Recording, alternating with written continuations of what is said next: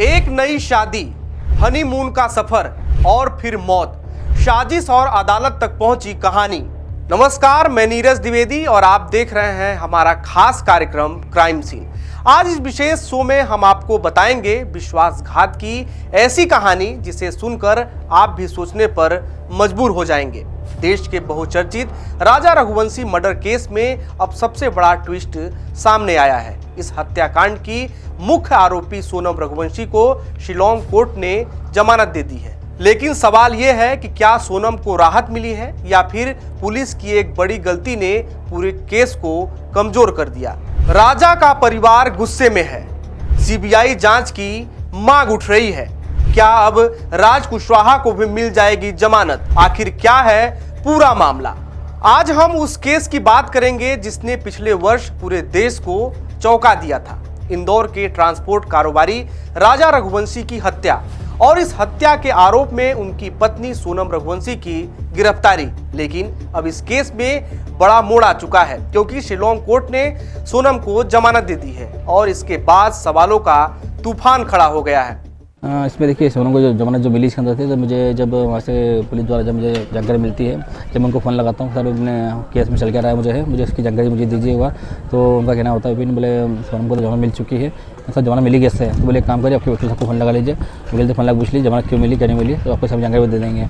जब मैं पुलिस के फ़ोन काटने के बाद उनको जब फ़ोन लगाता हूँ, अपने वकील साहब को फ़ोन लगाता हूँ, वकील साहब मुझे कहते हैं बोले सोनम को जमानत मिलने का कारण यह है। तो पुलिस द्वारा जो इसमें जब सोनम को गिरफ्तार किया गया था गाजीपुर से, तो गाजीपुर गिरफ्तार करने के टाइम पे सोनम को बताया नहीं गया था सोनम को गिरफ्तार क्यों कर रहे हैं। तो इसके लिए भारतीय संविधान द्वारा जो है कोर्ट में ये चीज़ जो वकील ने कही है, तो किसी व्यक्ति को जब गिरफ्तार करते हैं उसको बताना पड़ता है, तो गिरफ्तार क्यों कर रहे हैं, ये इसीलिए जो है सोनम को जमानत मिली आज है। क्या लगता है इसमें? देखिए, इसमें बहुत कुछ फेरबदल हुआ क्योंकि मुझे तो चलन डेयरी रास्ते दी नहीं मुझे, और ना मुझे ढंग से दिखाई गई है। तो कहीं ना कहीं इसमें जो मैं कह सकता हूँ तो चलन डेयरी में हेफेर बहुत सारा हेफेर हुआ इसके अंदर। हर जगह 11 का जिक्र आया है इसमें। 11 हाँ, 11 के जगह इसमें जो आया जिस दिन आएगा मारा था उस दिन 11 थी, जिस दिन आएगा पुनर्जन्म हुआ उस दिन 11 थी। और जब सोनम को कल सोनम मिली थी, कल भी 11 थी। देखिए, मांग तो उसमें बहुत कुछ हमारी मांग अभी तक पूरी हो नहीं पा रही इसके अंदर है, और अभी तक तो मुझे चलन डायरी तक नहीं दी जा रही है। तो मतलब कहीं ना कहीं इसमें मैं कह सकता हूँ तो मुझे चलन डायरी देने का अधिकार इतना मुझे अधिकार भी नहीं क्या है। तो मैं अपने भाई के मौत की जो खबर उसमें जब चलन डायरी बनाई गई है वो चलन मुझे मिल जाए, वो चीज़ मुझे अभी तक दे दिया पा रहा है। तो क्यों नहीं जा रहा मुझे चीज़ें? क्या वहाँ से शिलांग से वापस आएगी? नहीं, सोनम शिलांग से वापस यहाँ भी नहीं आएगी, शिलांग में ही रहेगी वो, क्योंकि वहाँ पे सेशन कोर्ट का आदेश है इसमें है। तो सोनम जो है शिलांग छोड़ के जा सकती नहीं है। राजा और सोनम की ये कहानी शुरू होती है मई 2025 से। इंदौर के रहने वाले राजा रघुवंशी और सोनम की शादी हुई। परिवार में खुशियों का माहौल था, नई जिंदगी की शुरुआत हो चुकी थी। दोनों शादी के कुछ दिनों बाद हनीमून के लिए मेघालय पहुंचे, जहां वो दोनों शिलांग और सोहरा यानी कि चेरापूंजी इलाके के लिए रवाना हुए। मेघालय मतलब पहाड़, झरने और खूबसूरत घाटियां। राजा सोनम के साथ एक अच्छा वक्त बिताने आया था, लेकिन किसी ने ये नहीं सोचा था कि ये सफर एक खौफनाक कहानी में बदल जाएगा। हनीमून के दौरान अचानक दोनों लापता हो गए। परिवार ने संपर्क करने की कोशिश की, लेकिन कोई जवाब नहीं मिला। परिवार परेशान हो गया, फोन बंद आने लगे और फिर शुरू हुई तलाश। शुरुआत में मामला मिसिंग कपल का माना गया, लेकिन करीब 10 दिन बाद राजा रघुवंशी का शव एक गहरी खाई से बरामद हुआ। शरीर पर चोट के निशान थे। साफ था कि ये कोई हादसा नहीं बल्कि हत्या का मामला है। लेकिन बड़ा सवाल था, सोनम कहाँ है? क्या वो भी किसी साजिश का शिकार हुई? क्या उसे अगवा कर लिया गया या फिर कहानी कुछ और भी थी? इसी सवाल ने पूरे केस को रहस्य बना दिया। जांच तेज हुई। मेघालय पुलिस ने कई टीमों का गठन किया। सीसीटीवी फुटेज खंगाले गए, फोन रिकॉर्ड निकाले गए और धीरे धीरे जांच की दिशा बदलने लगी। फिर एक दिन उत्तर प्रदेश के गाजीपुर से खबर आती है कि सोनम रघुवंशी पुलिस के सामने पहुंची है, और यहीं से इस केस में आता है सबसे बड़ा ट्विस्ट। क्या ये सिर्फ एक मर्डर था या फिर प्यार, धोखा और साजिश की ऐसी कहानी जिसने हर किसी को हैरान कर दिया? राजा रघुवंशी की हत्या कोई अचानक हुई घटना नहीं, बल्कि एक सोची समझी साजिश निकली।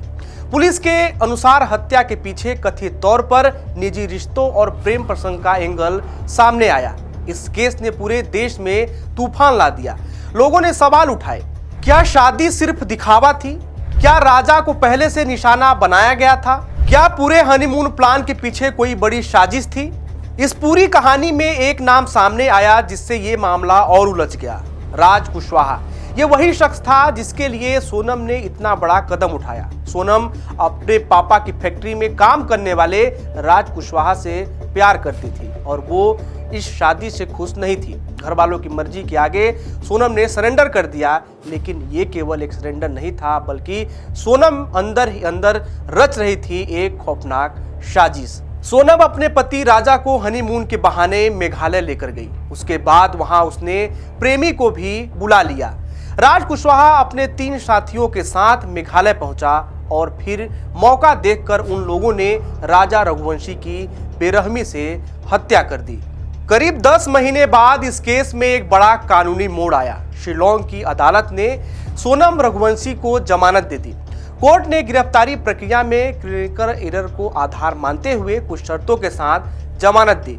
लेकिन अब सवाल ये उठ रहा है कि आखिर इतने महत्वपूर्ण केस में क्लिनिकल एरर कैसे हो सकती है? इन 4 शर्तों पर मिली सोनम को बेल। सोनम शिलोंग छोड़कर बाहर नहीं जा सकती। सबूतों या गवाहों के साथ किसी भी तरह की छेड़छाड़ न करने का आदेश। हर निर्धारित तारीख पर अदालत में उपस्थित रहना होगा। मुचलका के तौर पर अदालत को 50,000 की राशि देनी होगी।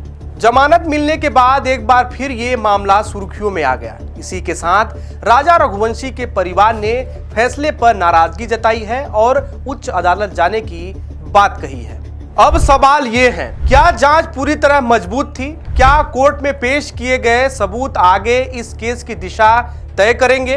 क्या सच वही है जो अब तक सामने आया, या कहानी में अभी और भी कई परतें खुलना बाकी है?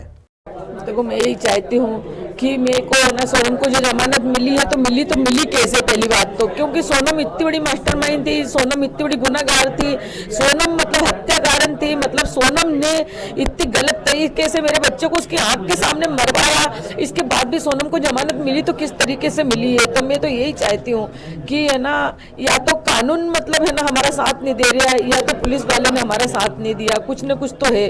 देखो, परिवार वाले ने तो सपोर्ट करा है और परिवार वाले वहां से जुड़े भी हैं, मतलब क्योंकि जब भी तो सोनम को जमानत मिली है, जब शिलोंग से परिवार वाला कोई भी नहीं जुड़ा होगा, कोई तो ऐसा होगा कि जो वहां से मतलब जुड़ा। ये लोग जिनके नहीं बैठे तो वहां से जमानत ऐसे कैसे मिल सकती है? हमने हर बार आपत्ति लगाई, हमको हर बार वकील बताता था। इस बार हमको वकील ने बताया ही नहीं। अब वो पुलिस ने क्या हेराफेरी करी, क्या नहीं करी, ये तो मेरे को मालूम नहीं, मगर हमारे साथ तो कुछ न कुछ हेराफेरी हुई है। शुरुआत में तो जांच अच्छी चली थी। शुरुआत में जांच अच्छी चली थी, सब कुछ अच्छा चला था, 9 महीने तक सब पूरा काम अच्छा चला था। और अभी ये महीने 2 महीने से सब एकदम से गेम पलटी हो गया। कैसा हुआ ये हमको ही समझ नहीं आ रहा। आप सरकार से क्या मांग करते हैं? हम सरकार से एक ही मांग करते हैं, मोहन आदेश से भी एक ही मांग करते हैं कि हमारे राजा को इंसाफ मिले। इन सवालों के जवाब अब अदालत ही तय करेगी, लेकिन तब तक हर दिल में बेचैनी बनी रहेगी। सोनम रघुवंशी से जुड़ा यह मामला सिर्फ एक परिवार की पीड़ा नहीं, बल्कि पूरे देश की संवेदनाओं और को झकझोर गया है और सबकी निगाहें अदालत के उस फैसले पर टिकी हैं जो शायद इस कहानी को एक नया अंजाम देगा। क्राइम सीन के इस खास कार्यक्रम में आज के लिए फिलहाल इतना ही। देश दुनिया और अपने आसपास की तमाम खबरों को देखने के लिए देखते रहिए TV 27 न्यूज़। नमस्कार।